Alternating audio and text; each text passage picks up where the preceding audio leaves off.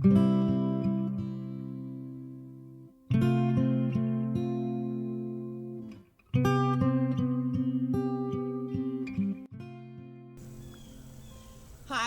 this is Connie Weaver. I'm the pastor of Hebron Presbyterian Church, and I'm here with one of our church elders, Mr. Ronnie Knuckles, and I wanted to talk just a little bit about our church's mission partnership with some folks in Niger. So one thing that I wanted to talk to Ronnie about this morning is just to ask him, why is our church involved in mission in Niger? Connie, I think we're going to have to wait till we get to heaven and ask the Lord. I don't know. It's a country that I had not heard of before. But I'll give you the chain of events the way they happened in my eye. Donald Marston, a member of Frontier Fellowship, which is a Christian missionary agency, most of his career had been in Russia and the Eastern European countries. He read an article in 2014 that talked about the Christian church in Niger. He felt called by God to go and see what they were doing. Niger is a country that has a 99% Muslim population. The Christian organization makes up less than 1% of that country's population. And yet it is legal to be Christian in Niger. They have the ability to evangelize there, which so many of the Muslim countries does not allow. So he really was intrigued by this and wanted to see how possibly Frontier Fellowship and other partners in the U.S. could help this group advance. So he planned a trip for 2015. That had to be canceled due to political unrest, but he still continued to feel that call to go to Niger and see what God was doing. So early in 2016, I felt called to support Donald. And this was somebody I'd heard speak, but really didn't know, did not have an idea what support meant. So I got in touch with him. We met on the farm. We sat down, and he said, Ronnie, I don't know either. We'll just have to see where God leads us. And so a couple weeks later, he came back, and he said, I've got 3 things that I'd like for you to consider. He says, number 1, I have to raise my own support. I would like for you and Terrell to be a monthly supporter. And I said, well, I can see that. That's certainly no issue. The second was he was looking for a family to host an event for him to present his work to Hebron Presbyterian. I said, we'd love to do that. Then I started thinking, all right, he's going to want me to go to Russia. And that was not on my radar. I'm not a traveler. I enjoy being on the farm and certainly did not want to go overseas. So he pulls out a laptop and he has a picture of a little girl in Niger. He said, I want to talk to you about a trip to Niger, Africa. And my first thought was, well, where is it? I've never heard of it. So we went through the background, and I told him at the time, I said, Donald, I said, I understand support. I didn't hear go. So let's pray on this. And the more I prayed on it, the more relief I got that it was the right thing to do. So we go, and it was January of 2017. Immediately, it just felt like the bond was there. It was no question that this group was sincere in their efforts. There are no part-time Christians in Niger. It comes with a cost. So, we went to church services. We did a lot of visiting, a lot of prayer. We talked about what they were doing, how they were doing it. Just very impressed with the whole organization. Country is very different. It's a third world country. It's one of the poorest in the world, with one of the greatest birth rates in the world. Right off, opposite deal there. But we came back and, we didn't commit to any type of support at that time. We just offered prayer.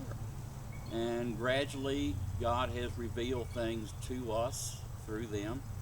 They were very plain that they were not asking for money.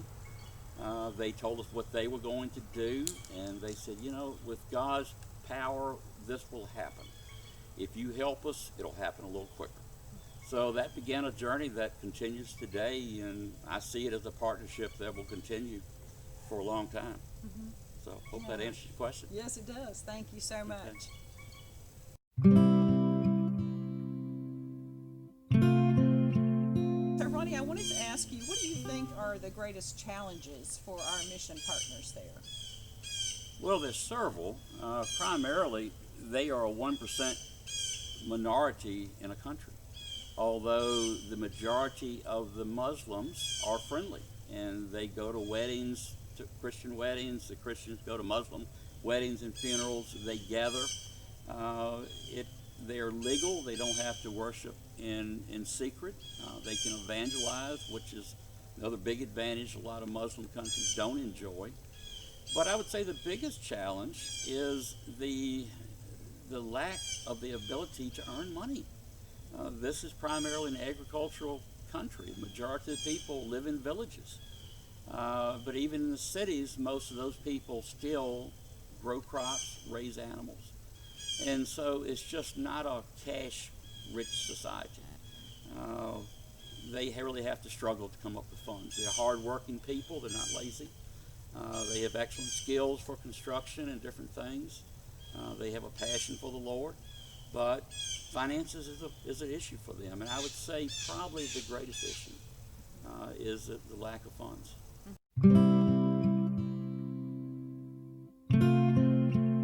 And so, Ronnie, what do you think are the greatest opportunities that are provided by our support of our mission partners in Niger? Well, a couple things come to mind. First, financial. Like we said, it's just so hard for them to make extra money that they can give. They have to support a family, and just the cost of living there for what they can earn is very restrictive. So the financial, and we've helped them in a number of ways.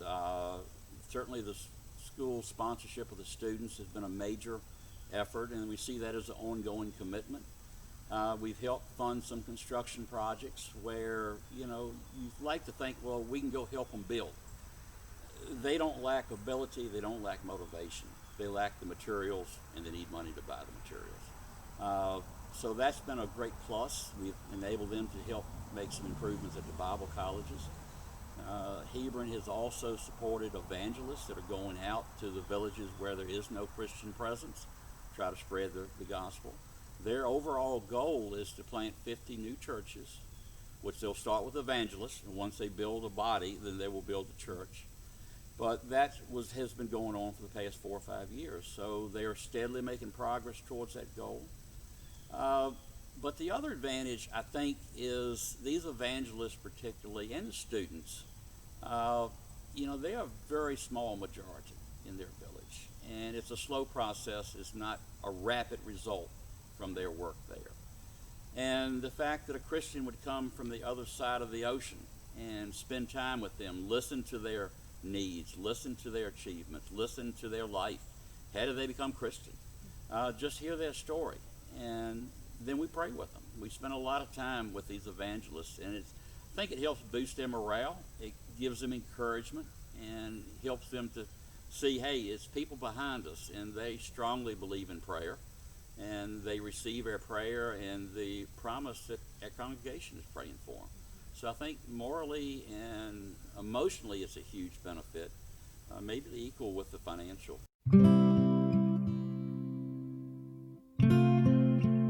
One of the things I wanted to talk about is the reason that we feel confident providing financial support for the ministries of our mission partners in Niger. It's something that you always are concerned when you give money and you can't see where it's going. There are a lot of good opportunities for mission work. We don't have to go to Africa to do that, but we have formed a partnership with Niger. And their Christian church there is called EERN, and they have a board of directors of 10 pastors that are involved with the church planning. Every aspect of the Christian church is handled through this board of directors. Each visit that we've made, and there have been 4, at the end of each visit, we spend a closing interview with these directors. And it may not be all 10, but usually it's at least 5 or 6. And they stop. All these people have day jobs. They're not just church people. They're working in a day job, and they give of their own time to support the church. But we listen, we do a recount of what our experience has been while we've been in the country. They tell us what they have seen through our visit. They talk about future plans. They've been able to adapt as they go. The plans that we heard on the first visit, some of them have been modified, and they make sense. The modifications seem to be logical. They're not locked into a rigid schedule that this has got to happen and then this. They are adjusting as they go. But it's just so rewarding to see that money that we sent in the spring by fall has produced a building. They are extremely efficient with the funds we send. They are very accountable for where the money has gone. I'm constantly getting posts on the internet of pictures of either students attending class or construct. We've seen the construction from beginning to end on some of the construction projects. So it's no question in my mind that they are very responsible for the money we've sent. It's all going to the cause. Of the $200 saved for a sponsorship, $180 goes directly to the student. Frontier Fellowship takes a fee to convert the money to that currency and to do the wire transfer. And then the church has started taking 5% to administer. And they have put a couple people on payroll to handle the logistics of how do you send and sponsor 60 children? How do you transport those children to a school maybe 10 hours away? So it's a very hard-working group, and Lord willing, we're going to continue to go and see the progress and see the challenges and help them deal with this on an ongoing basis.